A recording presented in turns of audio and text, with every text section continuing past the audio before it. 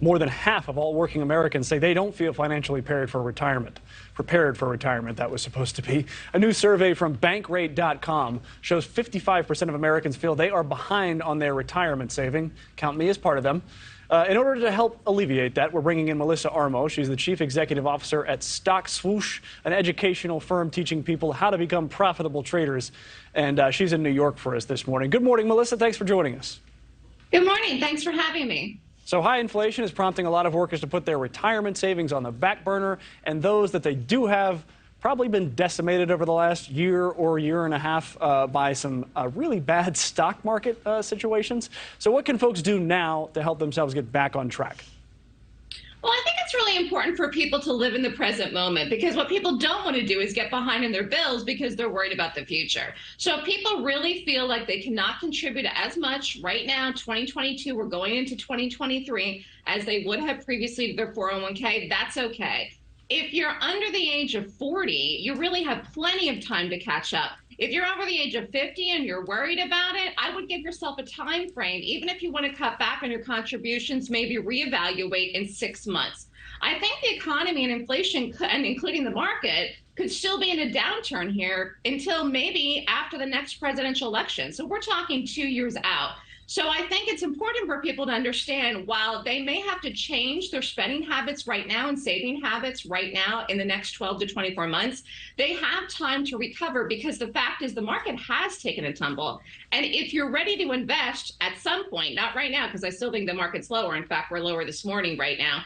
At some point, you may make up the ground. So it may feel like you're not on track, but if the market has a rally come 2025 or even 2026, and I know this sounds like a long time off, but the fact is the market could really race back up to the highs in a couple of years from now, and then you'll make up the ground if you invest. Well, that's what folks are worried about, right? They've lost a bunch of money in recent months, and they're worried that they might miss the correction, that eventually the stock market's going to go back up and they're going to miss out on it. But you're saying that you're telling folks keep your money out of the market for at least another 2 years. Is that right?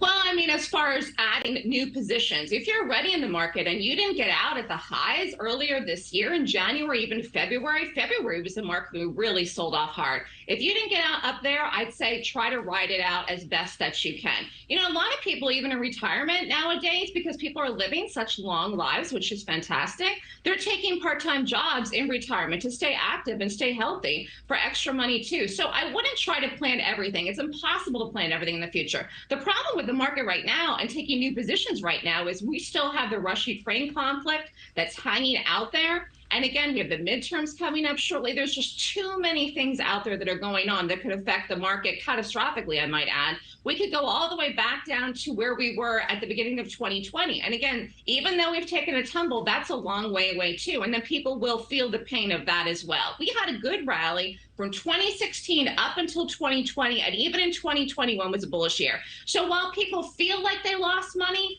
again, the gains weren't really realized if they were in the retirement accounts, because they really couldn't take out the money anyways if they weren't over the age of 65.